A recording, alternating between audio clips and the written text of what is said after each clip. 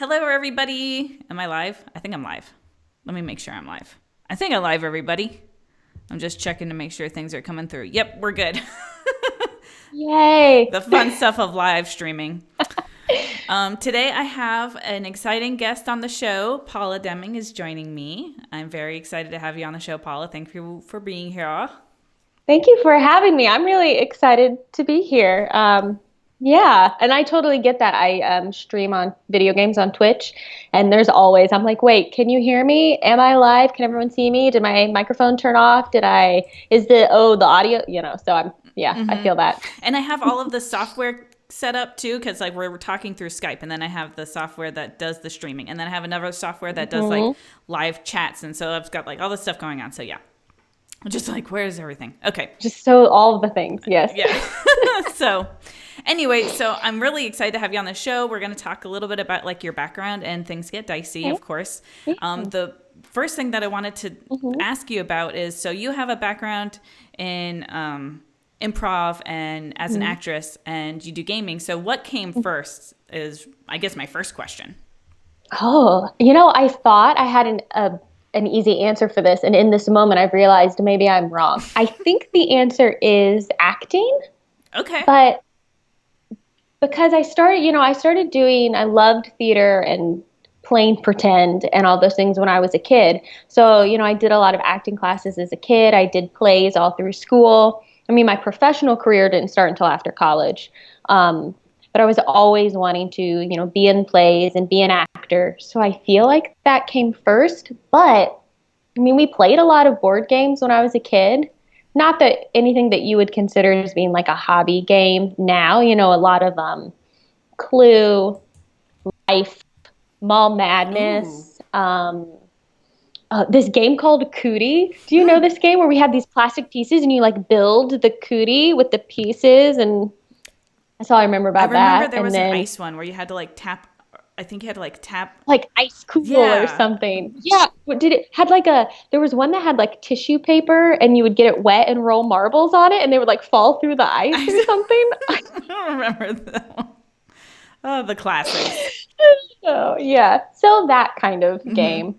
But I think ultimately my acting probably came first, but I think the two things go really hand in hand, because what I love about board games are a lot of the same things that I love about acting, which is getting to experience a story that isn't mine, which is why I love thematic games. The thing that really got me into games was playing Betrayal at House on the Hill. Because you're a character exploring a house and you're acting out this story, basically. And when I was a kid, we used to act out the game of Clue, because, that's what I wanted to do. I wanted to have a story. So that's really what drew me into games in the first place. So at one point, did you say, I want to use my acting career and combine it with my enjoyment of gaming and put something out into the world? Let's see. Over a year ago, I started, probably like 2 years ago, I was like, I should do something. Women play games, but you don't see women in a lot of the media about games. Like, I should do something. I'm a woman who plays games. And I was like, well, I don't want to do reviews. That's not really my thing. I don't have like a background in like journalism or criticism or anything. And I thought, why would anyone care what my opinion on a game is? And then I started thinking like, well, I do comedy. What if I did like sketch comedy about board games? And it was an idea that sat in the back of my head for, I don't know, probably like 6 months. I started jotting ideas down, but just didn't get my act together to actually do it. And then a friend of mine actually, Christian Kang, he had the channel Take Your Chits, and he's kind of pivoting into some really cool stuff right now. But he was like, hey, why aren't you doing something? Like, why aren't you doing more? And I was like, well, I do have this idea. And he was like, why don't we do a video together? And then you can start doing your videos. And it really was the kick in the butt to like be motivated to take my idea that was just down on paper and turn it into something that I was actually doing. And And so that happened like in January of this year. And I put out our first video in February, and it's just been since then that we've actually been taking my ideas that I jotted down and making them.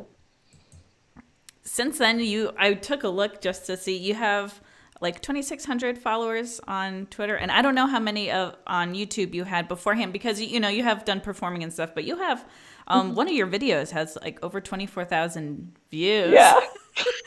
And it's really great.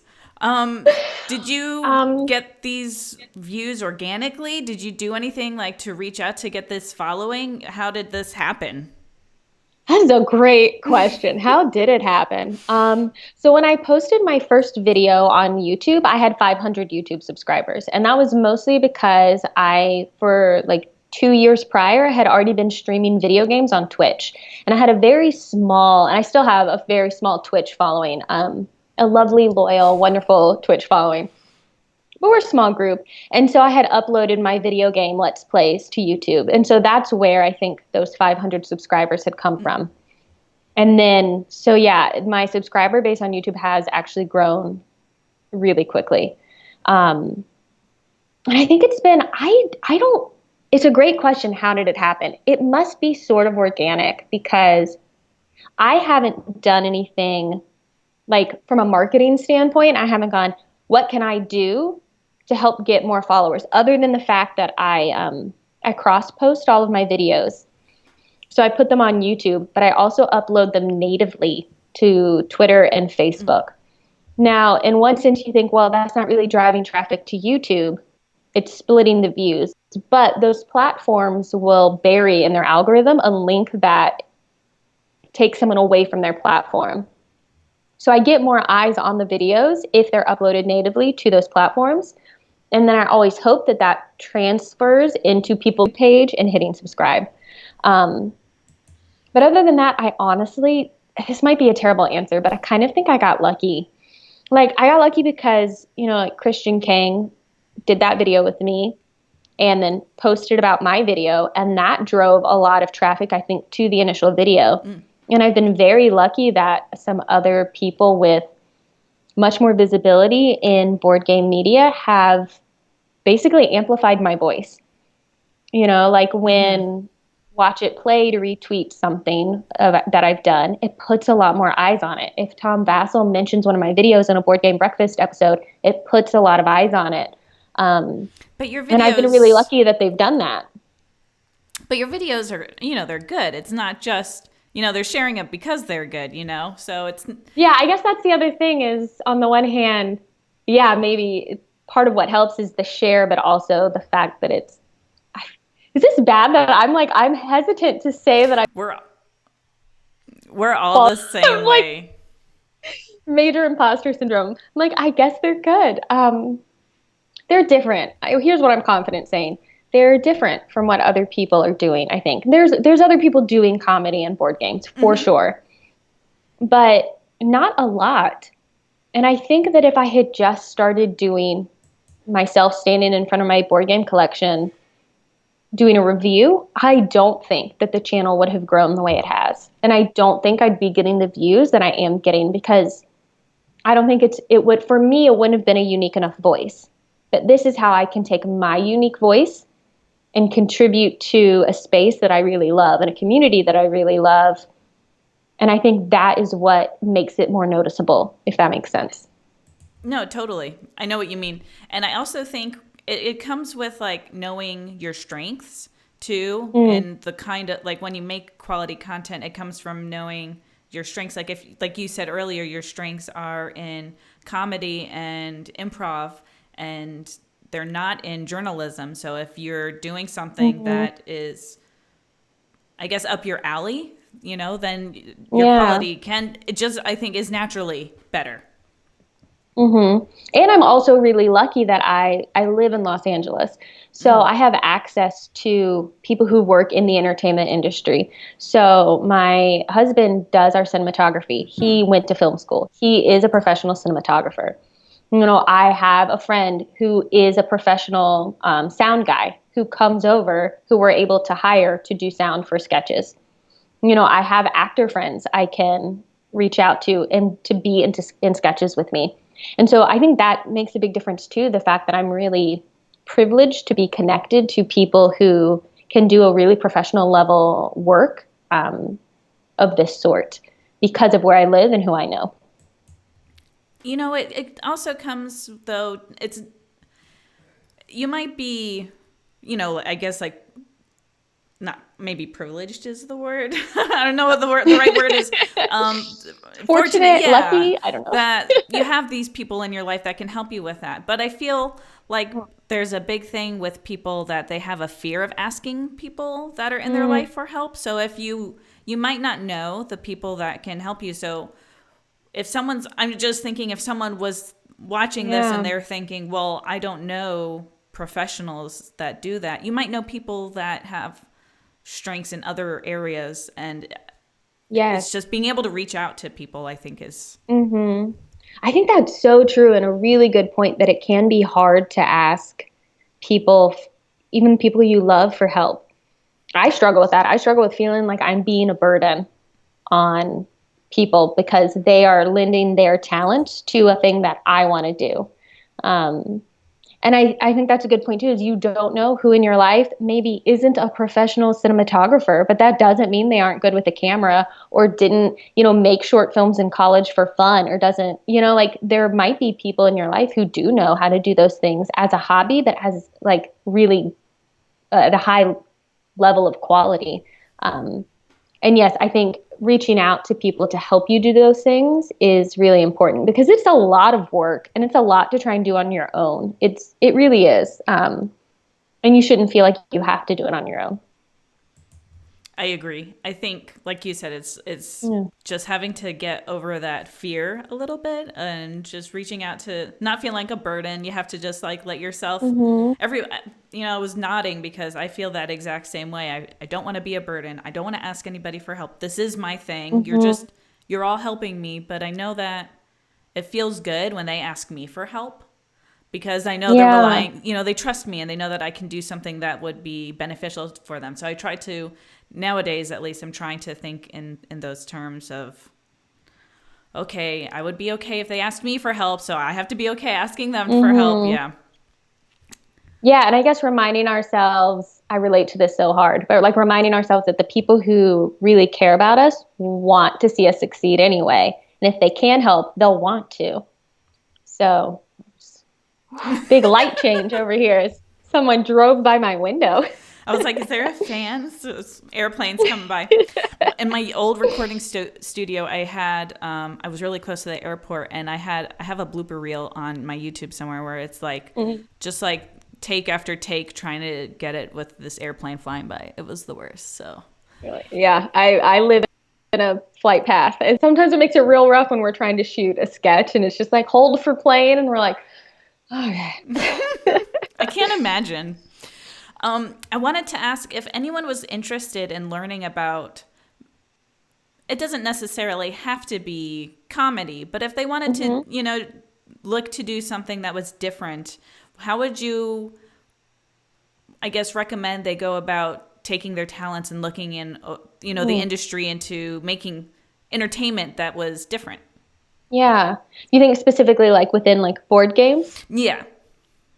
I really think, ask yourself, like, what would I watch that doesn't exist? Because if it's something you would be interested in watching, it's probably something you would have fun doing. And if no one else, if it doesn't exist for you to watch, then it is different. And if you would watch it, someone else out there probably would as well. And so I'd really say, like, what kind of content would you watch if it existed? Try making that. Because that's really what I ask myself here. Like, I mean, there are funny, like I said, there are people doing board game comedy. A lot of them are doing it within the context of reviews. And so there really wasn't anything that was just, or very little, that was just straight entertainment, board game entertainment. And so then when I was like, well, and I love making jokes. We make jokes at game night all the time. What if we just turn those into something other people could watch? And so I think if there's some of you are like, I wish there was, I don't know, I can't even think of what it would be. I wish there was something dramatic about board games, or I wish there was something that compared board games in a certain way, or I wish there was something I could watch and like feel like I was playing along with it, or whatever you think you would like to watch. Maybe try making it. That's really good advice. I like that. I like while you were talking about the different, it was like, what doesn't exist that I wish was out there? And that's a hard question. If you want to make something unique, you really have to think, what is missing that I want? Yeah. It's kind of like a marketing thing. And I think as people who want to create something, we don't always like to think about it in terms of marketing or business, but that really is a big part of it as well. And so I think if you think about it like that, if you think about a marketing team, they go, okay, what need does our customer base have? We'll make money by filling that need if we can sell them this deodorant or whatever it is. And I think if you kind of apply that a little bit to your own content creation, the traffic by my window has just really increased. If you apply that thinking to your own content creation a little bit, I think you can find that niche, because even if you are like, I want to do reviews. Okay, great. What about you is unique that makes your review different? Why should people watch you instead of the Dice Tower or Shut Up and Sit Down or Actual All or any of those others? And you have to figure out like, well, what is unique about me? There is something that's unique about you. You would do a review differently from anyone else. And if you can figure out what that is and harness that, now there's a reason for people to tune into you. And I think just taking the time to really examine and think about that is super important. To fake anything, because there is something just naturally unique about everyone. You just have to really kind of be aware enough to figure out what that uniqueness is and how you use that in what you're doing. No, it's great. I like that. It's hard for people, I think, to figure out what that uniqueness is, which really does. It can be, yeah. You have to do a lot of, I guess not necessarily soul searching, but a lot of thinking about the essence of who you are and what makes you, I guess. Yeah. I think too, that's another thing where you can be like, don't be afraid to maybe ask people you trust and care about, because sometimes people on the outside can see about ourselves what we can't see. Like, I didn't think I was funny until people started telling me that I could do comedy. And I was like, wait, me? I could, no. And they're like, no, yes, you are funny. And I was like, oh, okay. And then I started to believe it. So I think like maybe go to your few trusted people and say, okay, well, what is it about me that maybe I can't see in myself that makes me a little bit different in a good way? And those people might be able to help you hone in on what that unique thing is. That's a great idea. I hadn't considered that. You know, like we talked about earlier, being afraid to reach out to people. It's hard to, that's a really vulnerable thing to ask. It is, yeah. You know, that's why you make sure it's people. Yeah, it should be people you really trust. Don't just ask randos on the internet, because they're going to tell you all kinds of stuff that you don't want to hear. You don't want to know what they think about you is unique because they don't know you. They're going to say something awful. I don't know. But yeah, the people you really trust. Yeah, definitely. I'm trying to think if I had any other questions, because we kind of we flowed right through everything. Do you have any tips or ideas if someone has a show right now and they're really trying to grow their organic reach? Do you have any suggestions of anything anyone could do? I know it's... I think doing that, I think some good advice that I had really was like that cross-posting on all the platforms natively, not just like the YouTube link. Because then later you can still, even though it splits the views, like I go through and I'll look at a video, Twitter and YouTube, and I'll add the view count. And then if I'm pitching that to someone, I'm like, well, across all platforms, this video got X number of views. And I think that really does, because that the more visible you are, the more the zeitgeist, that's not really the word I want, but the more like people know about you. And then when they see, maybe they will then go, oh, I wonder if I saw their thing on Facebook or on Twitter. Now I'll go to their YouTube page. Oh, look, they have this whole thing. Let me subscribe and watch these. So I do think that's a big part of it. Yeah, and I've just been really lucky, I think, to connect with other people who are making things. And I think we can really all help amplify each other's voices in that way. So I think being also like a supportive content creator, so like supporting other people's work, sharing other people's work, those people then notice you. And then hopefully, if they're good people, also do the same thing and share your work as well. And then all your audiences will start to see. That's what I think. No, it's like that whole a rising tide floats all boats or Yeah. something like Mm-hmm. that. No, I also think to like have good thumbnails on YouTube. um, have like stuff where like the image should show people what to expect when they click on the video. I've also heard that faces with eye contact, makes people more likely to click on the video.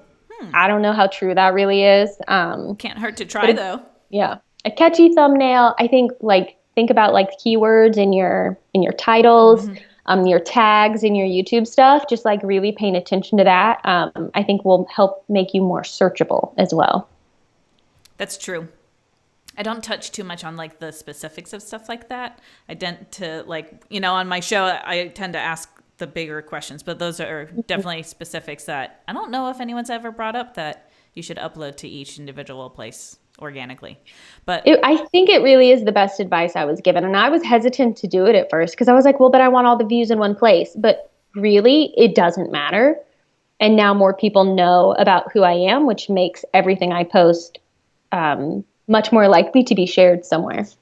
I mean, your YouTube channel is still growing, so it's not like it stopped anything from growing. So for sure. Yeah.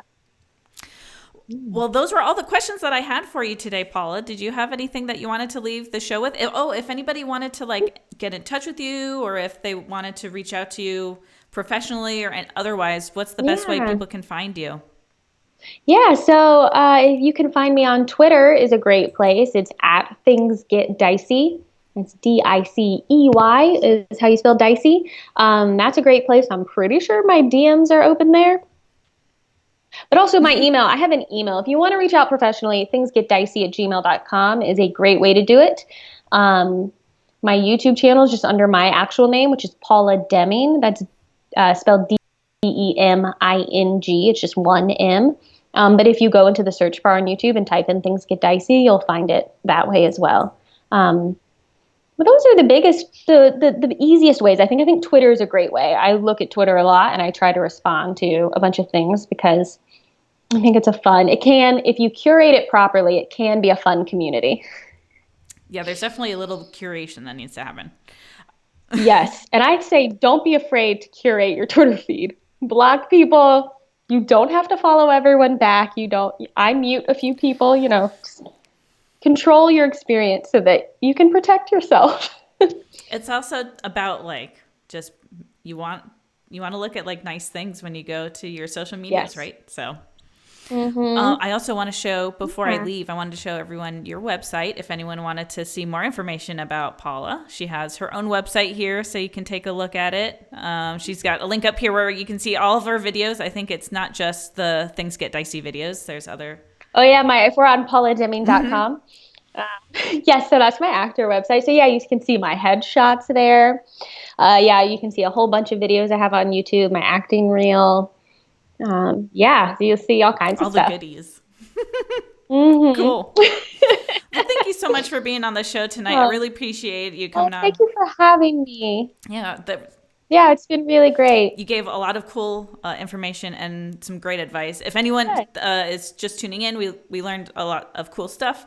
And the main thing is don't be afraid to reach out to people. Don't be afraid to look at who you are and what you have to offer to the table. And don't be afraid to ask others what they think you have to offer to the table. Kind of put yourself out there. Yeah. And share your videos to all of the channels. Upload natively to all the social media platforms. It's important. Listen, people. No, I'm good. Yeah, do it.